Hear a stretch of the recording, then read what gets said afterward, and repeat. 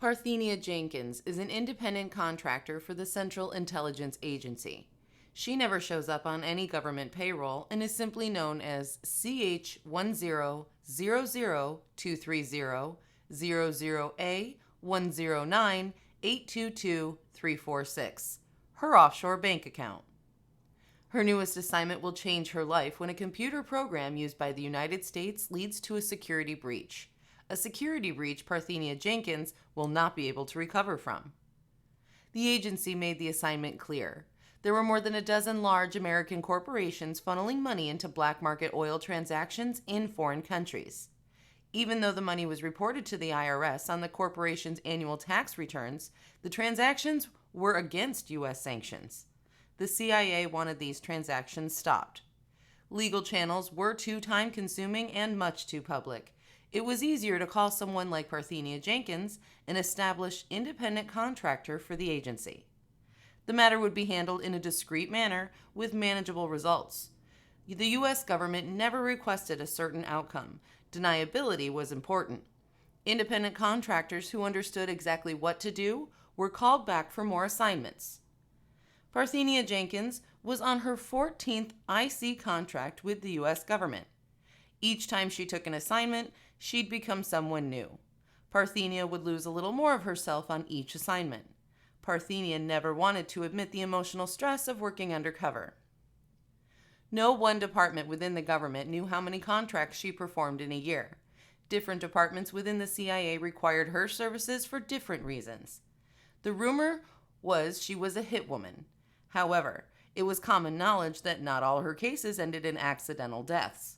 Most high-powered people she worked with had a change of heart and simply resigned from their positions or changed the way they did things. Parthenia promoted longevity of life. Chapter 2. Parthenia was anxious to handle her new assignment. The young CEO was slightly older than herself and was a confirmed bachelor. He was suspected of allowing vast amounts of company profits to be invested in oil on the black market in the Far East. As far as the agency knew, the oil was then being resold back to legitimate sources. These were transactions which only major players could afford. The CIA wanted Tyler Jensen, the CEO of Optics X, out of the oil business. He would have to find another way to pad his company's profit margin.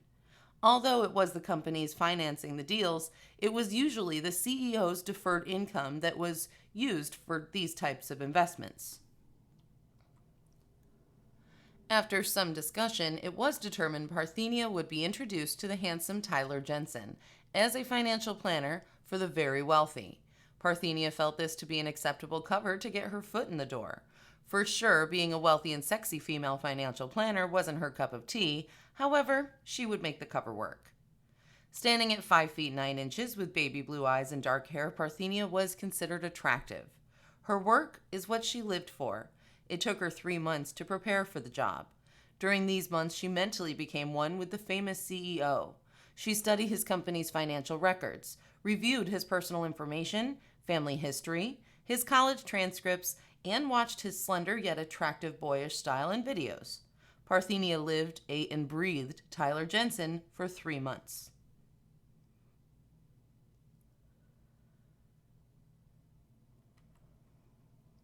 Chapter 3. When it was time to meet Tyler, everything went as planned. He suggested they meet for lunch, and Parthenia agreed. Like most wealthy men, Tyler's major concern was how other wealthy men invested money. Parthenia was ready to play the part. She name-dropped until she was blue in the face. Tyler Jensen was convinced Parthenia knew what she was talking about. She explained special international wealth-building systems, which wealthy people use to triple their investments. Parthenia then talked about more conventional ways to increase his personal wealth. It was all about making Tyler believe she was who she said she was. By the time they finished talking, the food was cold and they were on their second bottle of wine. While the lunch was being reheated, the couple enjoyed small talk and got to know each other on a more personal level.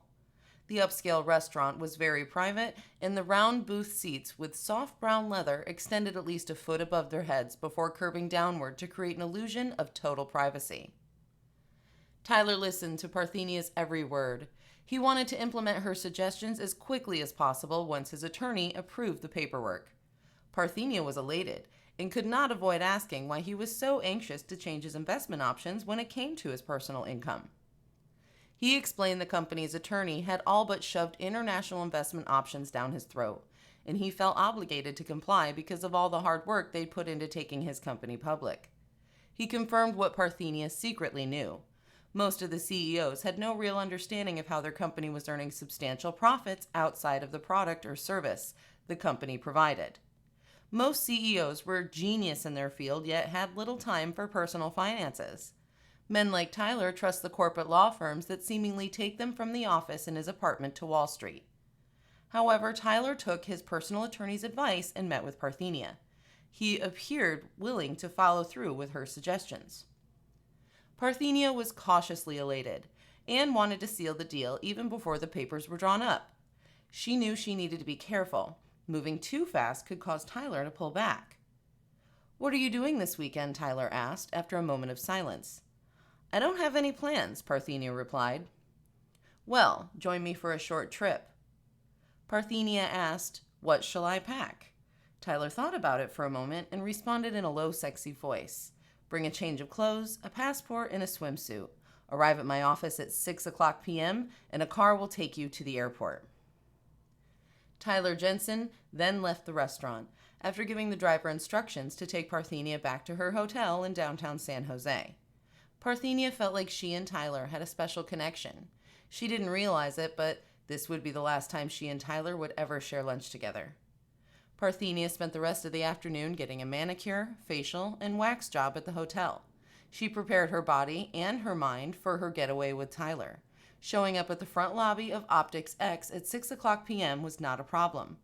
The driver was waiting for her and took her one piece of luggage and put it into the trunk of the car after placing her in the back seat of the black town car. The driver informed her that they'd be going to the Hayward Airport, where she would meet Mr. Jensen. The ride was longer than Parthenia expected. After about 90 minutes of highway traffic, they finally reached the small city of Hayward, California. The airport for private planes was tucked away in what looked like the outskirts of town, but not far from the main freeway. Upon arriving at the Hayward Airport, Parthenia went through airport security and was escorted to a new model Learjet, which was sitting just off the runway. Tyler met her at the door of the airplane and hugged her when she stepped through the door of the aircraft. Parthenia felt a shade of sarcasm in Tyler's hug, but decided to shrug it off. Earlier that day, before her beauty appointments, Parthenia called the law firm in Washington, D.C. and requested the paperwork for Tyler's investments. She was surprised that a rough draft of the paperwork was forwarded to Tyler's attorney and then to Tyler himself.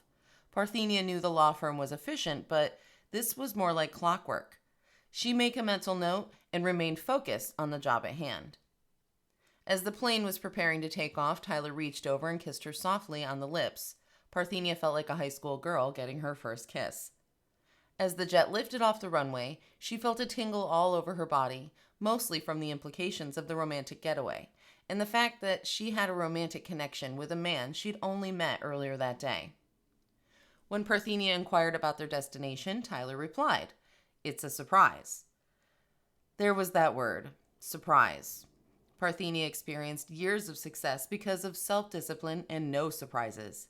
She smiled at Tyler to confirm her approval of being kidnapped. She then pretended to be looking for something in her purse as she turned on the tracking device on her phone. Parthenia didn't feel a need to turn on the sound, but she definitely wanted a digital record of her location and departure from the San Francisco Bay Area. Much later in the evening, they landed in New York, but only long enough to refuel and for Tyler to speak with a couple of men who appeared to be waiting for him at the private airport. The agency sent her a message saying the flight plan was for the Bahamas. Parthenia thought it was odd that the plane would stop in New York rather than Miami, but said nothing when Tyler got back on the plane.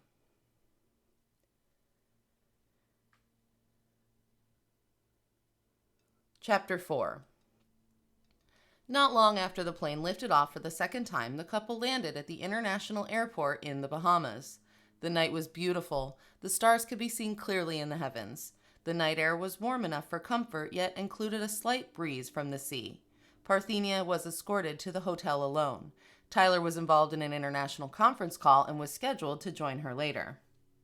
Parthenia was checked into the Atlantis Hotel, Casino, and Resort on Paradise Island, which met with her approval. The luxurious suite at the top of the hotel overlooked the darkness of the sea. Parthenia couldn't wait until morning so she could see the view. She was tired, yet she felt full of life. After a warm bath and reviewing her actions during the day, she put on an oversized t-shirt and climbed into bed. The relaxing sound of the waves hitting the beach put her to sleep. The next morning, she was surprised to awaken with Tyler sleeping next to her. There was that word again. Parthenia was surprised. Sometime during the night, Tyler slipped into the bed and laid next to her. Parthenia wondered why hadn't she woke up when Tyler got into bed. The sun was coming up, and she wanted to see the view. At that second, Tyler woke up. His touch said everything. They embraced as he gently pulled her t-shirt above her head. "I have to brush my teeth," Parthenia jokingly said. She pulled the t-shirt back down, plus she wanted to tease Tyler before making love. She also wanted her breath to be fresh. This was the perfect time to get a peek at the view. Parthenia rushed her teeth while standing on the balcony overlooking the magnificent view of the sea. Tyler sat up in bed and watching her stand on the balcony brushing her teeth in a short white t-shirt. There was a knock at the door. The hotel was delivering breakfast. Tyler ordered the night before. Parthenia slipped into the restroom as the waiter set up the breakfast on the balcony. The morning could not have been more perfect. It was during breakfast that Tyler hit Parthenia with the news. "I know you work for the feds. I know they sent you. I know why they sent you." Parthenia was stunned. She allowed many thoughts to go through her mind before answering. She had three choices. She could deal with why he thought the agency sent her, or she could deal with did he find out who she really was. Or she could play dumb. "And?" she replied while looking Tyler directly into his right eye. "And nothing," said Tyler. "I just want you and the feds to know that Silicon Valley CEOs aren't as dumb as the Fed thinks." Her cover was blown. She was shocked but held her composure. This meant new identity, name change, the works, but she was determined to complete the assignment.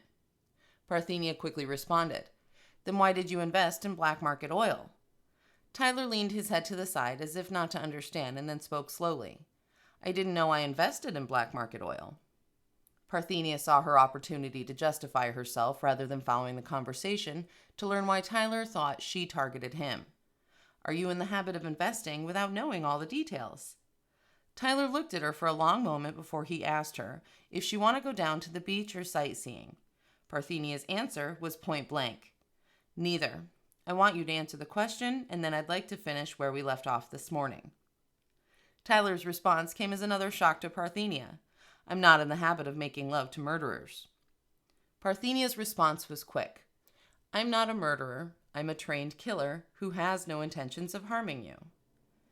Tyler looked Parthenia in the eye before he turned and went into the restroom. Parthenia heard his message clearly when he locked the bathroom door. She immediately dressed, packed her things, and waited for Tyler to come out of the bathroom. Her cover was blown. She would not be able to work again until after a full investigation. She wanted answers. When they woke up, Tyler wanted to make love. Then he changed his mind. How did he know who she was? What was he guilty of besides investing in black market oil? Parthenia opened the door of the hotel room and closed it loudly. She then sat on the corner of the bed and waited for Tyler to come out of the bathroom.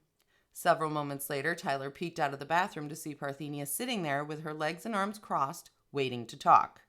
It was obvious Tyler was sorry he'd responded the way he did. "I'm sorry I called you a killer. I was going on an assumption." "I'm not a federal employee," Parthenia said. Tyler's eyes widened.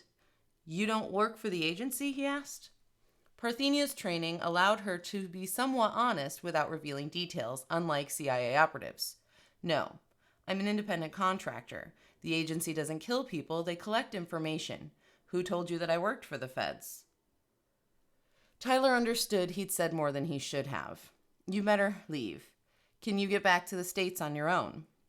Parthenia replied, "Yes, but there are two things you should know. The government will find out your source, and it would be nice if your company stopped investing in black market oil." Parthenia reached for her luggage and left the hotel room without another word. A confrontation wasn't in her best interest. Her job was to make strong suggestions, encourage an agency-favored response from the target, or to provide a permanent solution. There was an emotion of sadness as Parthenia took the elevator down to the hotel lobby. She wondered how Tyler knew who she was. She had no doubt the FBI, at the insistence of the CIA, would track Tyler's every move, email, and memo to find the leak.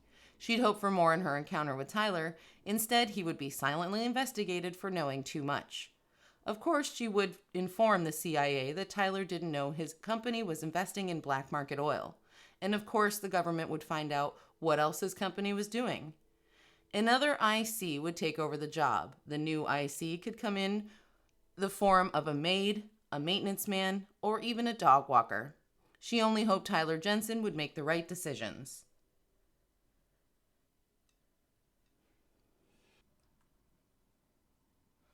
Chapter 5. Parthenia's priorities were clear. Contact her handler, report the incident, cut all ties to the agency until further notice. The agency always did a complete investigation anytime a cover was blown for operatives or independent contractors. It could take 2 weeks or 2 years. She wouldn't be able to work during the investigation. This is one of the reasons the pay was so high. Mexico was nice this time of year. Parthenia decided to have a facial reconstruction done while in Mexico. She would pretend to be a tourist and enjoy the Mexican culture.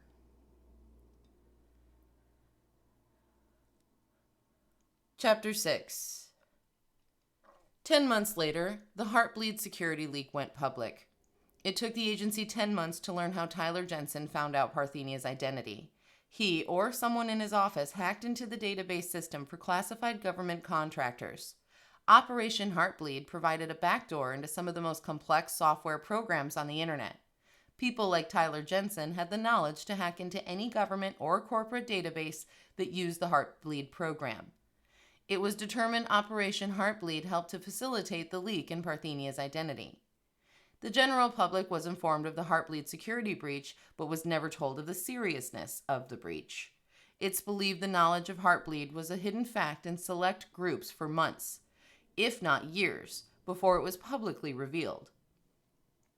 Parthenia Jenkins returned to work as an independent contractor for the CIA under a new name. We're not exactly sure what she looks like these days. Tyler Jensen resigned as CEO of his company.